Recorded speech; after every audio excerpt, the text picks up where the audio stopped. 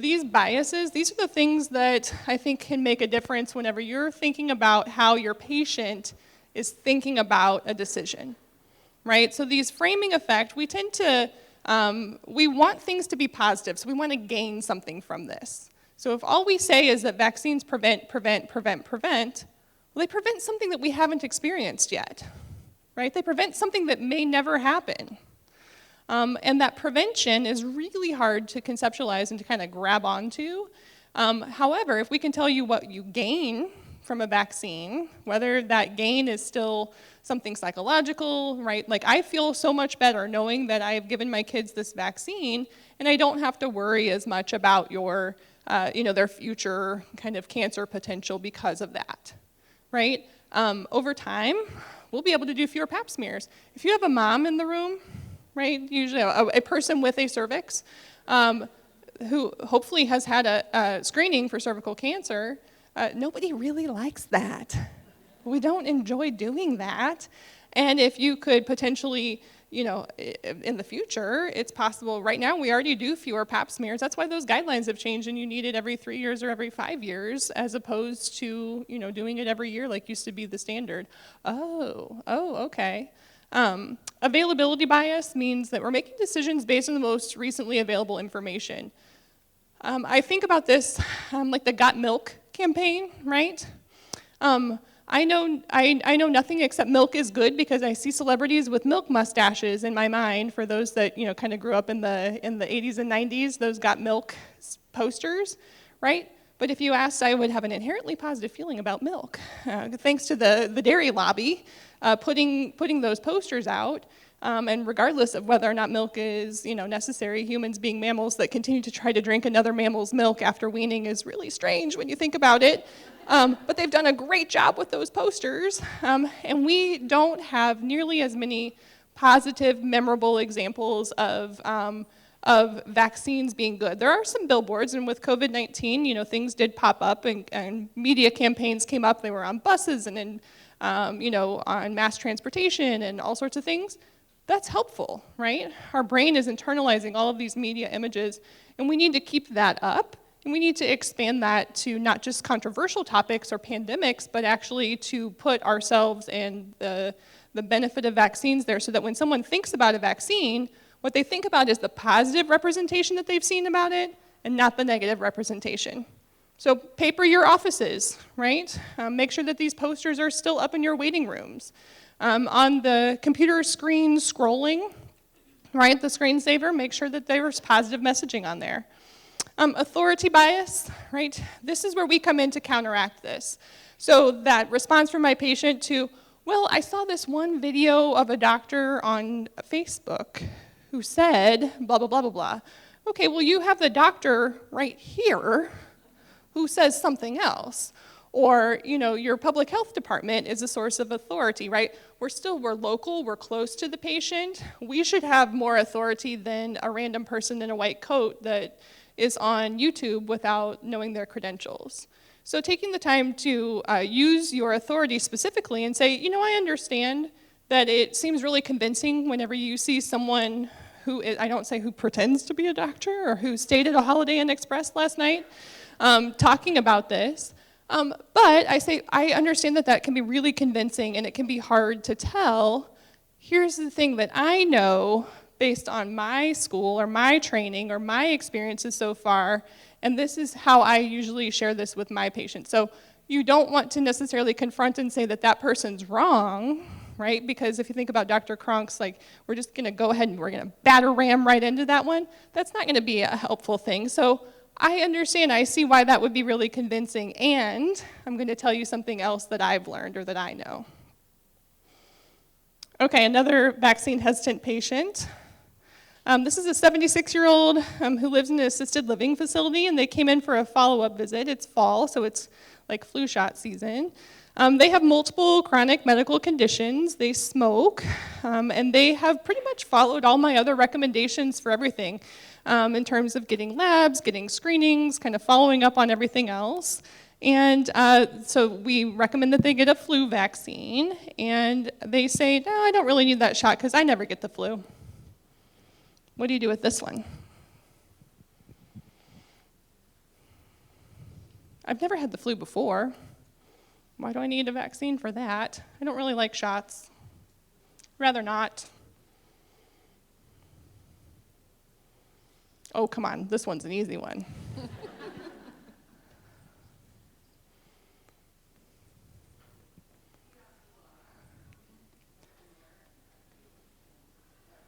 Yeah, always asking, so tell me what it is that makes you say that. Or I'm interested to hear what you think, what would make you respond that way, because we definitely recommend it. I got mine, everybody 6 months and up should get one, but they've already told you, like, I just don't think I need it. It's not for me, I'm healthy. We want you to stay healthy. What does this patient have in particular that would make you concerned about them turning it down? COPD. Yeah, right, all the things on here. So is this patient really as healthy as they think they are? I hate to rain on their parade. Assisted living with people coming in and out. Yes. So I think in this case also they don't sort of live at their own home. They live in a small apartment next to a bunch of other old, sick people. And so in that case, that's one of the other things that you could potentially bring up with this particular patient. So some additional biases that might apply to this case. Omission bias means that we tend to think that doing something is going to be more harmful compared to not doing anything. Like they're more comfortable, no, I don't think that I need it. Because sometimes we associate that if I do something and something else happens, it's a cause and effect, right? Well, if I hadn't gotten that flu shot, then I wouldn't have gotten sick later, even though it wasn't the flu, right? Because it's sort of cold respiratory season, and so a lot of folks associate the getting of the shot, the commission of an act, with the downstream effect, which is, well, then I got sick 2 weeks later. Well, or I got sick the next day, or whatever it was. Well, that's because you went to Walmart. That's not because you got the vaccine. And that still, cognitively in people's heads, sometimes you have to actually go in there and actively disengage that. It's not the fact that you got the shot that will cause this other thing to happen. Ambiguity aversion, like we prefer to, no, I'm gonna take my chances because in previous years, I've taken my chances and it's worked out. I haven't gotten sick. Rather than get this shot and then not know what might happen because I haven't gotten the shot before, so I don't have anything that I can associate with that. Instead, I'd rather take this risk of this thing that I've done before. The optimism bias, I think that one particularly applies to this patient. Unreasonably optimistic view of certain health risks, believing yourself to be safer, better off, at less risk than other people. So in this case, I would use the assisted living probably perspective and say, hey, I know that you are just kicking it and you are feeling great and you haven't been sick in a long time, and I think that's awesome. I want to keep you that way, but I'm a little worried that just in case you got the flu, you can be contagious for a couple days beforehand, and you live with some really vulnerable neighbors. It would be awful if you were the one who accidentally gave them influenza, and parenthetically, they have this mortality rate. And so just depending, and sometimes I use people, they want to go visit their mom in the nursing home. They work in a school and they have a kid in their class who's immunocompromised or is getting cancer treatment, right? There's all sorts of other ways to personalize that. The big collective, like help out your neighbor approach, doesn't always help, but the very specific, there's a new baby in your family, and you really need to make sure that you're not the one who accidentally, because we don't want to imply that they would be doing it on purpose, but we want to make sure that you're not the one who has these infections that you just wouldn't even know in time to be able to protect them. If you want to go visit your mom, you need to be sure because she's vulnerable, or your husband who's getting chemo, or whatever it might be. And so those are things that you can kind of pull at some heartstrings, and they're actually factually true, and then it triggers that other thought in their head as opposed to, oh, gosh, like I realize maybe I'm healthy, but other people around me would benefit if I'm protected. All right, last one here for a vaccine hesitant patient. A 40-year-old patient at clinic comes in for a work physical, and they want an exemption from their employer's COVID-19 vaccine policy. I work at MU Healthcare, if you recall, and we had a have a COVID vaccine mandate to have been completely vaccinated with the sort of OG COVID vaccine. And so there were lots of cases of folks that wanted to have exemptions to that. She knows too many people who have had severe adverse effects and is super worried that if she gets vaccinated that it's going to do something bad to her, and can I just please write her a note to say that she doesn't have to get the vaccine. She's tearful. She's really, really upset about it. What do we do with this patient? Like, tell me about some of these other patients or these experiences that you've heard about, and listen to her and ask her, you know, on a scale of 1 to 10, how likely are you to get this vaccine, you know? Oh, on a scale of 1 to 10, how likely is it that you would like to stay employed? And which did, for some of our patients, some of those folks, it came down to the fact that, you know, here's the deal. There's medical exemptions that we know about, and if you don't have one of them, we can't write you a note to just say that you really are worried. Worrying is not a medical exemption to getting this vaccine, and it's a choice, and most people chose to stay employed. But, you know, I've seen so many people on Facebook, you wouldn't believe what this vaccine does, right? It causes inflammation in your heart, and you can die. You can talk about your personal experiences of the people that you have vaccinated, and that you haven't had anybody call back with adverse effects. And perfect. It's like you read my next slide. So absolutely, share experiences with other patients and sort of try to reframe this into the reality as opposed to the anxiety, right? And even acknowledging for patients, wow, you know, I hear how worried you are, right? So we sort of affirm their feelings. And I know that a lot of my patients feel the same way. And I even was worried about this myself. But let me tell you that most of the people that I've vaccinated are so impressed by how much they don't feel that it really hasn't been as big of a problem as we thought that it would.